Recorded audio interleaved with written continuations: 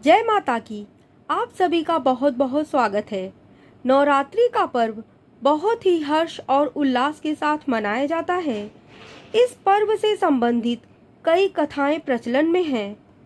आज मैं आपके सामने कुछ प्रमुख कथाएं प्रस्तुत करने जा रही हूँ। कथा नंबर एक पौराणिक कथा के अनुसार नवरात्रि में माँ दुर्गा ने महिषासुर नामक राक्षस का वध करके देवताओं को उनके कष्टों से मुक्त किया था। महिषासुर ने भगवान शिव की आराधना करके अद्वितीय शक्तियां प्राप्त कर ली थीं और तीनों देव अर्थात ब्रह्मा विष्णु महेश भी उसे हराने में असमर्थ थे। महिषासुर राक्षस के आतंक से सभी देवता भयभीत थे। उस समय सभी देवताओं ने अपनी अपनी शक्तियों को मिलाकर माँ दुर्गा को अवतरित किया। अनेक शक्तियों के तेज से जन्मी दुर्गा माता ने महिषासुर का वध कर सबके कष्टों को दूर किया।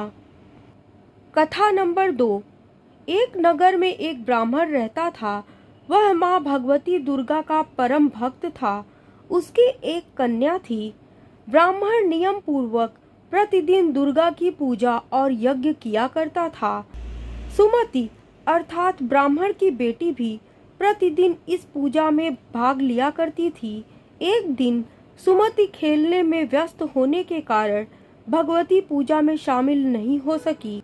यह देख उसके पिता को क्रोध आ गया और क्रोधवश उसके पिता ने कहा कि वह उसका विवाह किसी दरिद्र और कोढ़ी से करेगा।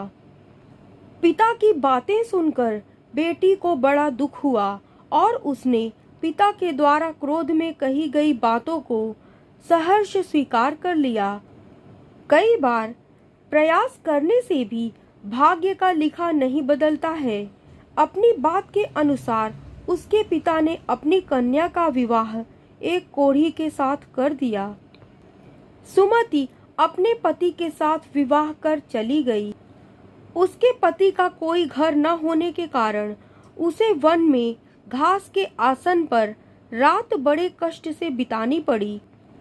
गरीब कन्या की यह दशा देखकर माता भगवती उसके द्वारा पिछले जन्म में की गई उसके पुण्य प्रभाव से प्रकट हुई और सुमति से बोली, हे कन्या, मैं तुम पर प्रसन्न हूँ। मैं तुम्हें कुछ देना चाहती हूँ। मांगो, क्या मांगती हो? इस पर सुमति ने उनसे पूछा कि आप मेरी किस बात पर प्रसन्न हैं?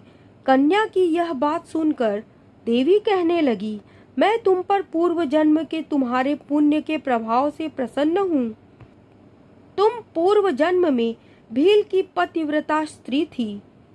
एक दिन तुम्हारे पति भील द्वारा चोरी करने के कारण तुम दोनों को सिपाहियों ने पकड़कर जेल खाने में कैद कर दिया था। उन लोगों ने तुम्हें और तुम्हारे पति को भोजन भी नहीं दिया था। इस प्रकार नवरात्र के दिनों में तुमने न तो कुछ खाया और न ही जल पिया। इसलिए 9 दिन तक नवरात्र का व्रत का फल तुम्हें प्राप्त हुआ।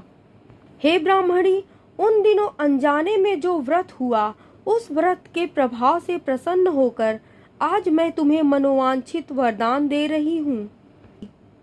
कन्या बोली कि अगर आप मुझ पर प्रसन्न है तो कृपा करके मेरे पति का कोढ़ दूर कर दीजिए।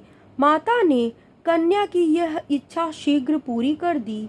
उसके पति का शरीर माता भगवती की कृपा से रोगहीन हो गया।